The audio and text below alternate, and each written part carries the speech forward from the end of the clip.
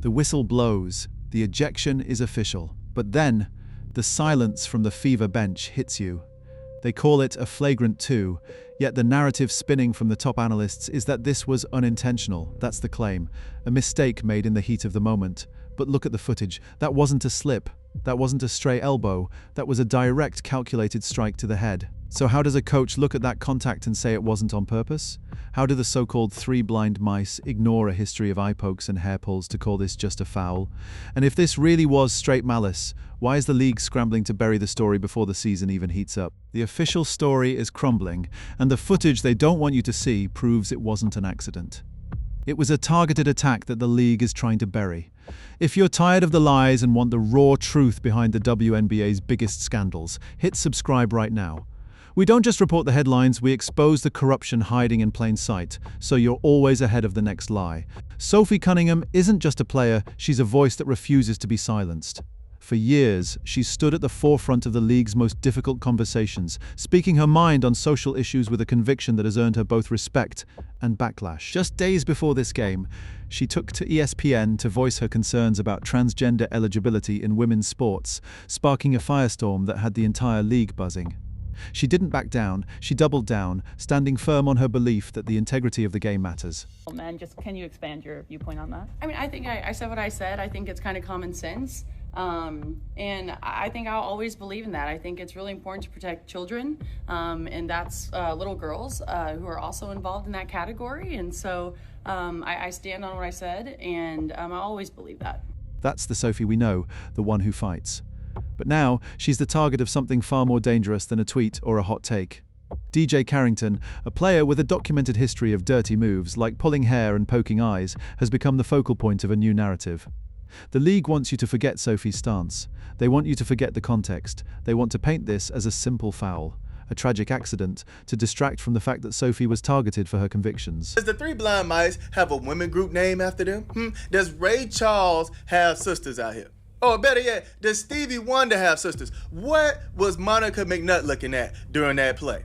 What was Andrea looking at during that play? And what was Stephanie White looking at during that play? Let's start with the analysts. Monica, Andrea, and Stephanie White are being called the Three Blind Mice for a reason. They look at the footage of DJ Carrington's hand connecting with Sophie's head and claim it was unintentional. One analyst even asked, "Does Ray Charles have sisters out here?" mocking the idea that they couldn't see the obvious. They are presenting a mistake narrative that defies logic. If they can't see the intent, are they blind or are they lying? This isn't an isolated incident, it's a pattern. DJ Carrington has a history of dirty moves that go beyond tough defense. We've seen her pull hair, scratch eyeballs, and shove players into the stanchions. The analyst calls it reckless closeout. But it's more than that. It's a calculated assault on opponents. She doesn't play defense. She plays with a specific, dangerous intent. This isn't defense, it's a weaponized attack. Now, look at the contact itself.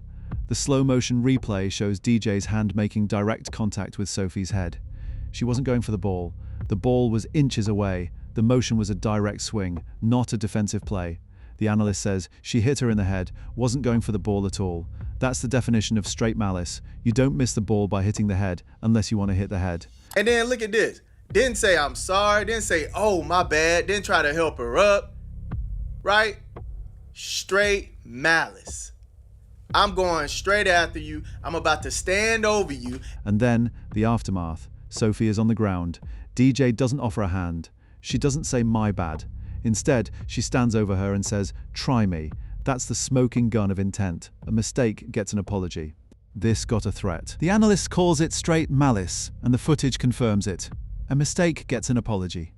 This got a threat. Man, she's going to compete. Nobody's going to go walking in for a layup. And so I don't oppose the hard foul, but I also don't think that she intentionally went for the net.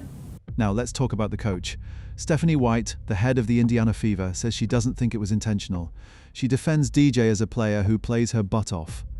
But how can a coach defend an assault on her own teammate? She is taking the side of the attacker, not the victim, when a player is left defenseless on the court. The coach's job is to protect them. Instead, she is protecting the narrative. How can a coach defend an assault? I had to say, man, that lady could have injured her leg the way that she came down, Sophie Cunningham. She could have injured her leg. And you're sitting here saying there was nothing wrong with it. And the consequences. Sophie could have been paralyzed. The coach calls it nothing wrong.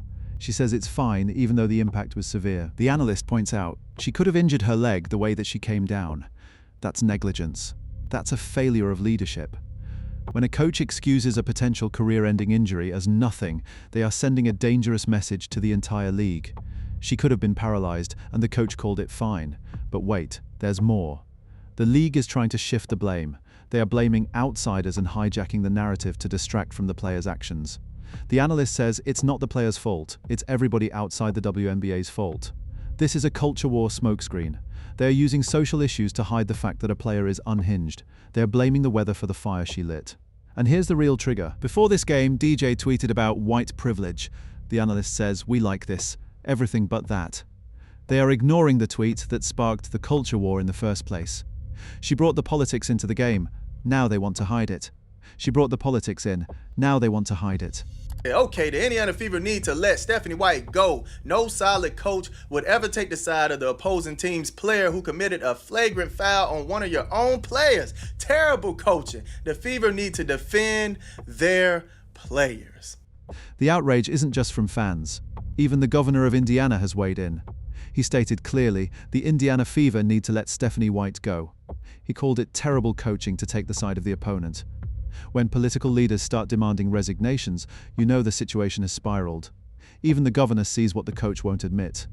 Stephanie White's reaction is chillingly empty. No emotion, no remorse, just a cold defense of the attacker. The analyst calls it nothing there. She's taking up for other players, but for her own, nothing. She is taking the side of the attacker, that is empty leadership. The analyst doesn't mince words, the woman is unhinged. She compares DJ to Kennedy Carter, saying she'd rather have Kennedy in the league than her. Every time DJ steps on the court, something dirty happens. It never fails. Is this a player or a hazard to the game? The demand is clear now. Get her out of the league. The three blind mice are the final obstacle to accountability. The analyst says, enough is enough. The league is broken if they let this stand. Enough is enough. The league is broken. So what do we actually know?